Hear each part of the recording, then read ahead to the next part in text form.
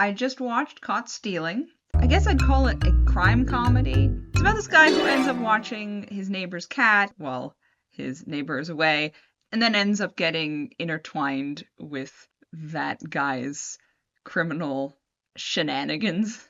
A very fun movie. It has this very specific violent tone that works for it. I thought all the actors had really fun performances. The characters were really fun. There was a fun villain. And the protagonist, I was really impressed with. I thought the protagonist had this great character arc that really did work. Unexpectedly tight. Like there were things about his backstory that I didn't think were going to be relevant that they really managed to put in, and it felt very complete. And the character was very likable, and you really felt for him because, he's not a criminal and then just gets kind of wrapped up in all this and has to deal with it. And he's dealing with his own stuff, and it gets intertwined, and I think that really works. But of course, the best character was the cat. The cat is adorable and is amazing, and there should have been more of the cat. And I'm not even joking about that. I think if they had more cat in that movie, it could have become like the cat John Wick. Its action sequences are not nearly as good as John Wick, but that kind of vengeance fueled story centered around an innocent animal. I'm not saying the cat dies.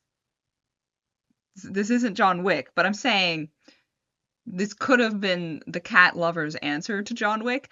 I don't think it is going to end up having that reputation, but it could have. My biggest critique of the film is there is a middle point that I think it loses a bit of its momentum, where for the first part of it, you understand what the protagonist wants, what he's trying to do, what is it. Everything is very focused and centered around a specific character. And then once that connection is dropped, like that part of the story gets axed, then there's a intermediate time where the audience isn't quite clear what is the drive of the protagonist. It's like it kind of gets muddled with vengeance and survival, and it's not clear enough. And then once it shifts over to like vengeance and protecting the cat, then it becomes clear and it's fine. But there's like a point about 20 minutes that the story content is fine, but there is a little bit of an almost emotional through line that's lost. And I am about to explain what I mean by that in my spoiler section. So if you haven't watched it and want to watch it, and if you like crime, fun, situational comedy, I definitely check it out. But if you haven't watched it, I'm going to talk about spoilers now. So I was shocked when the girl died, right? I mean, I think that was extremely unexpected considering the way the story was going.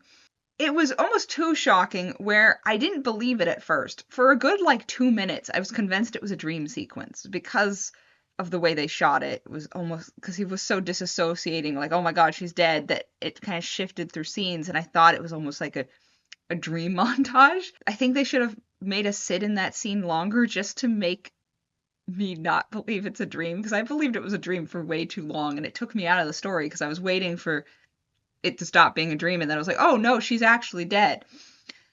That might be on me, but I think other people will assume it's a dream just because it was so shocking. I really liked their chemistry. That was fun, and her death was brutal. I'm not objecting to it. I just think they could have framed it, let us sit in that moment a little longer so that I could feel that shock and feel that horror that she's dead, because by the time I realized oh, she's really dead, the moment had passed and we were on to the next thing.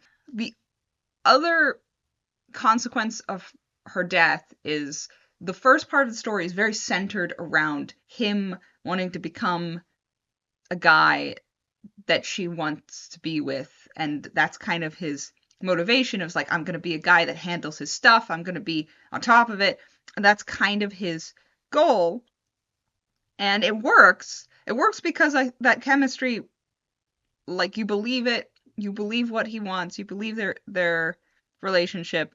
And then when she dies, there's this span of time where you're not sure what he's after. Obviously, he's trying to survive, but because he's so beat up about her death, you're unclear how much he cares about survival because it's just, there's almost a suicidal edge to his horror, like him staring off into the ocean and all those things. So because of that, survival isn't a strong enough motivation for the audience. There's also vengeance, but because he hasn't taken the step to commit to going all in yet, that is all amorphous too. So what he wants is just a little unclear until like he fixates on the cat later and then vengeance later, and then it kind of focuses. I think if he fixated on the cat just like earlier, this would have been solved, which is the weirdest thing, but it would have worked. I feel if she had died there and you're in the scene where she's dead and the cat is there and he just kind of stares at the cat and like grabs the cat and like cries with the cat and like is kind of fixates on it in that moment, I think that transition would have been smoother. Just so that you'd be like, okay, he's living because he needs to protect this cat. Which I know is not very logical, but I think emotionally for the audience that would work, and then that through line would be fine. But I'm only complaining about like a 15-20 minute part of the movie where I have no objection to the content of it. I'm like, I feel like there's a disconnect of what he's after in that moment, and then it settles, but you lose the pacing with that gap. I love the villains, and I love the villain twists. The police lady twist, she was great. I really enjoyed her as an antagonist. And also because it's really scary, because she's gonna screw his life over. And there's not much he can do about that. She was fun. And she was so slimy that her dying was very satisfying. Same with the other antagonists. The way he uses his biggest trauma, basically, and does it all over again to kill these guys with the driving. I love that, and I didn't expect that. I expected he would drive. I was new from the first moment that we realized he was in a car wreck. I was like, okay, he's going to be forced to drive by the end of this movie. That was obvious, and I knew that was going to happen.